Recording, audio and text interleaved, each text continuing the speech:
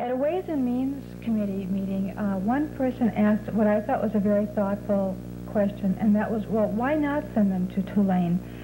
And I thought, that really is a good question. I want to find out more. So I went to the internet, and I started reading articles, and I started talking to people, and I went to the library to get information.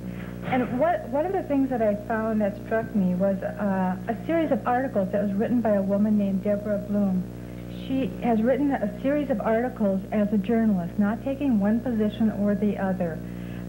For her article, she was awarded the Pulitzer Prize. I wanted to share briefly with you. Now, this was just one scenario out of thousands that happened at Tulane. Paul was a crab-eating macaque with a dragging left arm. The nerves from the spinal cord to the arm, the relay system from the brain, have been severed in an experiment, a study of the body's response to major nerve loss.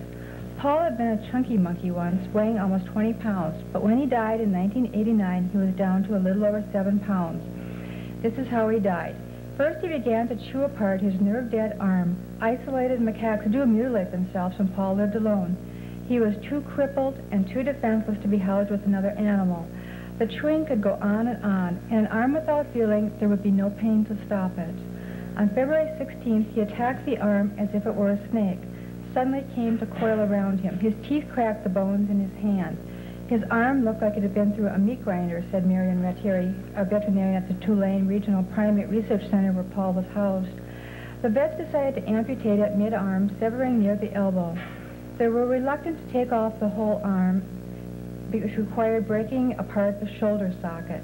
After surgery, Paul went back to his cage. He developed a wasting, draining diarrhea that responded to no drugs. He started ripping apart the stump of his arm again. Gangrene appeared in spreading black streaks. On July the 4th, Rattieri took off the rest of the arm, cracking apart the shoulder anyway.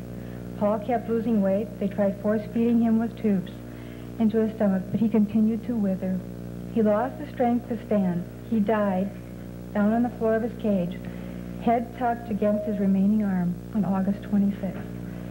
If we do not find a humane placement or alternative to Tulane, our Vilas monkeys will join the thousands of the other monkeys at Tulane.